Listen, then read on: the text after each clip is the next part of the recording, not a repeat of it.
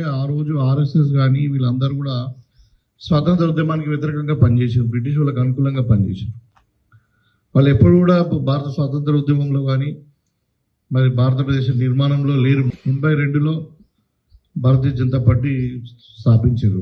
అంతకుముందు జనసంఘ అదంతా ఉండే కానీ అంటే వాళ్ళు ఎప్పుడు కూడా భారతదేశ నిర్మాణంలో పెద్ద రోల్ లేదు. సరే వాళ్ళ అధికారంలోకి వచ్చిండ్రు, సంతోషమే. ప్రతి భారతీయుడికి దేశం మీద భక్తి ఉంటుంది. కానీ ఇవాళ ఏంటంటే కాంగ్రెస్ అంటే దేశానికి వ్యతిరేకమనో లేకుంటే ఇంకే బీజేపీ అంటే దేశభక్తులను మాట్లాడుతున్నారు అని అంటే అది చాలా దురదృష్టకరం. ఇవాళ కాంగ్రెస్ పార్టీకి దేశభక్తి గురించి కానీ లేకుంటే హిందువులకు హిందూయిజం గురించి కానీ చెప్పే అవసరం గుజరాత్లకు ఇంకోటితో నేర్చుకునే అవసరం లేదు మనకు. కాబట్టి దీన్ని మనము అంటే తిప్పికొట్టాల్సిన అవసరం ఉంది. ఇప్పుడు మన తెలంగాణ ఉద్యమంలో కూడా వాళ్ళు ఎక్కడా లేరు. తెలంగాణ ఇచ్చింది కాంగ్రెస్ పార్టీ. ఇవాళ ఏదైనా కాంగ్రెస్ పార్టీ చేసింది కాబట్టి మరి దాన్ని ఇలా వక్రీకరించి ఏదో చరిత్ర మామూలు ఎట్లున్నాంటి ఇవాళ గోడ్సే గొప్పోడు మహాత్మా గాంధీ కంటే అని చెప్పే ప్రయత్నం చేస్తాం. కాబట్టి మనం కింది స్థాయిలో దీన్ని మనం తిట్టుకొట్టాల్సిన అవసరం ఉంది.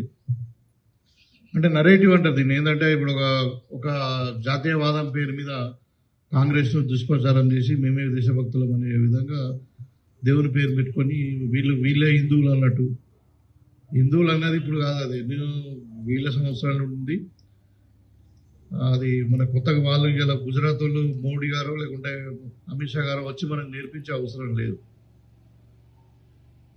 కాబట్టి అంటే దీన్ని మనము గ్రామాలలో తిప్పికొట్టాల్సిన అవసరం ఉంది. ఎందుకంటే కాంగ్రెస్ పార్టీ అనేది మరి మన రాజ్యాంగాన్ని పరిరక్షించాలంటే కాంగ్రెస్ పార్టీ ఒకటే మార్గం. ఇప్పుడు రాజ్యాంగాన్ని మార్చే ప్రయత్నం చేస్తూ ఉన్నారు వాళ్ళు. మరి ప్రజలు చైతన్యవంతులు కాబట్టి ఇలా దేశంలో 400 సీట్లు నిజంగా బీజేపీకి ఇస్తే ఇలా రాజ్యాంగం మార్చేవాళ్ళు, రిజర్వేషన్స్ అని తీసేసేవాళ్ళు.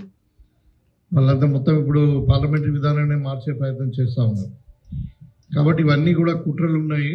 మనం అందరూ కూడా అప్రమత్తంగా ఉండి మరి ప్రజలలో ఇదంతా కూడా అంటే ఈ వాదనను మనం తిప్పుకొట్టాల్సిన అవసరం ఉంది.